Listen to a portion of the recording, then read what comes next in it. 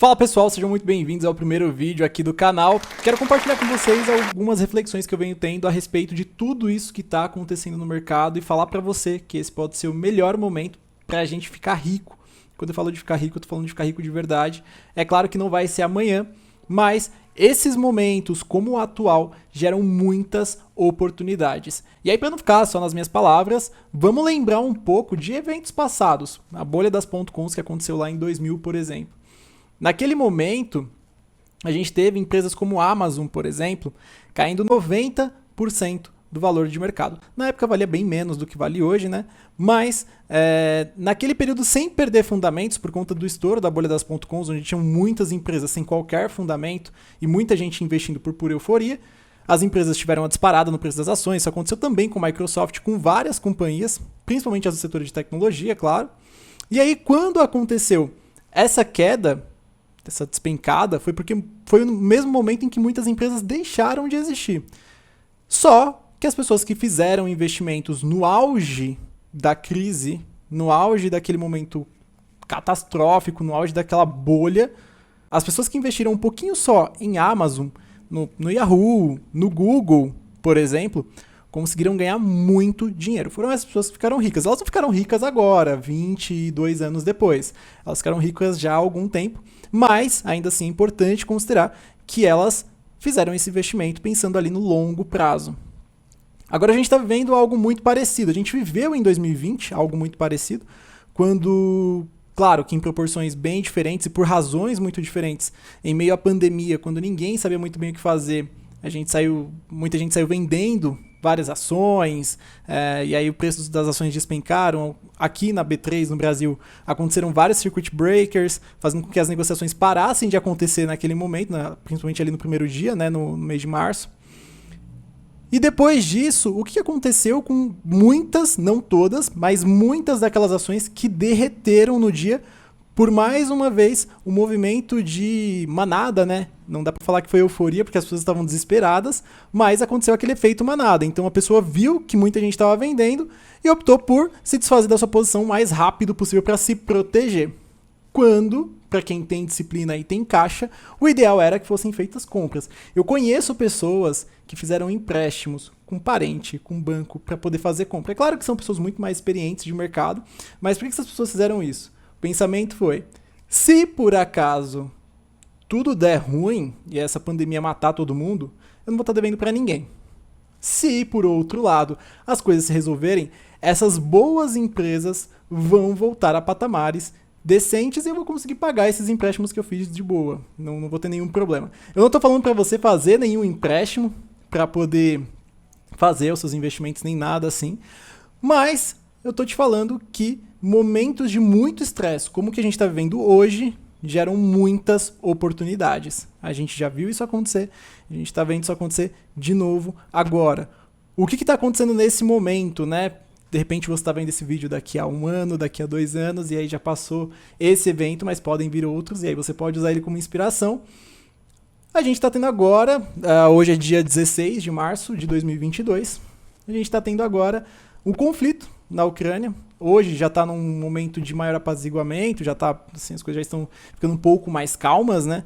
A gente pode dizer. Hoje também teve a super quarta, que é quando o Federal Reserve e também o Copom aqui no Brasil definem quais vão ser as novas taxas de juros. No momento que eu estou gravando esse vídeo, saiu a nova taxa de juros aqui do Brasil, mas por estar gravando o vídeo ainda não consegui dar uma olhada nisso. Mas lá nos Estados Unidos teve o aumento de 0,25, tem um impacto em todos os investimentos, principalmente nos investimentos quando a gente fala daqueles que trazem risco, então ações de tecnologia, criptomoedas, que é o que a gente vai falar muito aqui nesse canal. Ações no geral, né? Porque as empresas que buscam financiamento, as empresas que precisam de financiamento, que pagam empréstimos com taxas vinculadas a taxas básicas de juros de qualquer nação que seja, quando tem um aumento dessa taxa de juros, a empresa acaba ficando com a dívida um pouco mais cara, acaba tendo influência em toda a cadeia, né? Influencia em todo o contexto de qualquer companhia, principalmente na parte de endividamento. E aí, mas voltando ali para o momento de guerra, por que que isso vai gerar tanta oportunidade assim? A gente está tendo hoje, nesses conflitos entre Rússia e Ucrânia, o que o mundo chama de sanção, né? Estão acontecendo as sanções, onde o mundo está cortando todos os laços com a Rússia por conta dos ataques que estão acontecendo na Ucrânia nesse momento. E aí a gente viu empresas como Volkswagen, Coca-Cola, a Volkswagen parcialmente, né? Várias empresas ali do grupo Volkswagen, Bentley, Audi, diversas companhias do grupo Volkswagen, todas elas encerrando parcialmente, né? As pessoas continuam recebendo meio salário, mas elas pararam a operação totalmente por enquanto, até que os conflitos se resolvam e eles tomem uma decisão final. Mais ou menos 60 mil pessoas foram impactadas por conta desse movimento. GM, Ford, várias empresas, várias outras empresas fizeram esse mesmo movimento. A gente teve o McDonald's saindo, a gente teve diversos bancos saindo também da Rússia, e tudo isso aconteceu em um momento em que o mundo vinha tentando se recuperar de tudo que foi feito na pandemia. Nos últimos 2 anos, a gente viu uma injeção absurdamente grande de dinheiro por parte de todas as economias. Não foi só o Brasil que fez isso, não aconteceu só na Europa, aconteceu muito em um volume gigantesco nos Estados Unidos, quando eles ficavam fazendo ali as recompras de títulos na casa dos 120 bilhões de dólares por mês, para poder injetar dinheiro na economia e fazer com que as pessoas tivessem dinheiro para poder consumir sem precisar trabalhar, dado a exposição ao vírus, podia trazer um risco maior, mais pessoas podiam morrer. E aí acabou que essa conta ela já estava ficando muito alta, essa conta já estava ficando muito cara. A gente já estava vendo no Brasil, nos Estados Unidos e na Europa. No Brasil não chegou a ser recorde de inflação, porque a gente tem um histórico de inflação muito alto.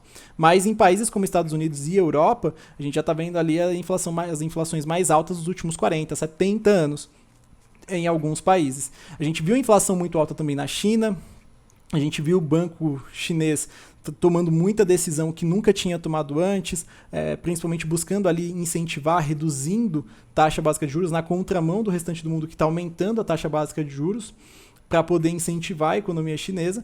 Então a gente está vendo o mundo todo num exercício muito forte para poder se reorganizar. E aí foi quando a Rússia resolveu atacar a Ucrânia, desconcertando todo mundo e fazendo com que o mundo tenha uma outra preocupação e acabe deixando tudo isso de lado. Tanto que hoje, quando teve a alta do Federal Reserve, ele subiu bem de acordo com o consenso, que era de 0,25, mas esse consenso ele já vem de muito tempo, bem antes dos conflitos serem não imaginados, né, mas bem antes dos conflitos serem realmente considerados. Vale lembrar que a Rússia está fazendo ali barreira nas fronteiras, ali, barreiras militares, né, desde abril do ano passado. Então, já não era inimaginável, mas ninguém pensava que o Putin ia de fato atacar.